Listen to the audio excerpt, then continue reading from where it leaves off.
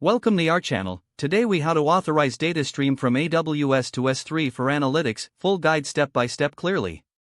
To authorize Datastream from AWS to S3 for analytics, start by logging into your AWS Management Console.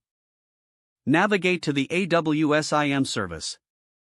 Create a new IAM role for your Datastream. Choose the service that will use this role, which will be Datastream in this case. Attach the necessary permissions for S3 access to this role.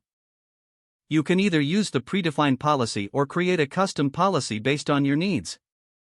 Make sure to grant at least the S3 a put object and S3 a get object permissions. Review and finalize the new IAM role creation. Next, head over to the AWS Datastream service. Create a new Datastream connection. Select the IAM role you just created for authorization. Configure the source and destination settings as required. For the source, select the data stream you wish to analyze. For the destination, choose the S3 bucket you intend to store the analytics data in. Set the data format that matches your analytical requirements. After configuring all settings, review the entire setup for any errors.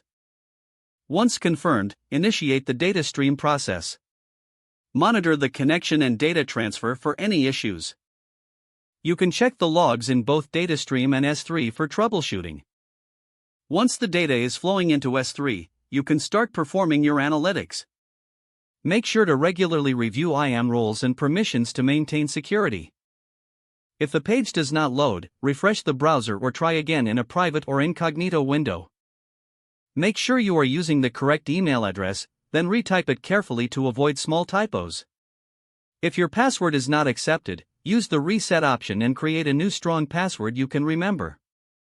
Check your spam folder for verification or security emails, then complete any requested confirmation steps.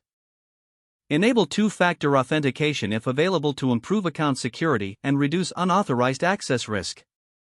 After signing in, review your profile details so your contact information and settings are accurate and current. If you see an error message, note it down and try again after restarting your device and internet connection.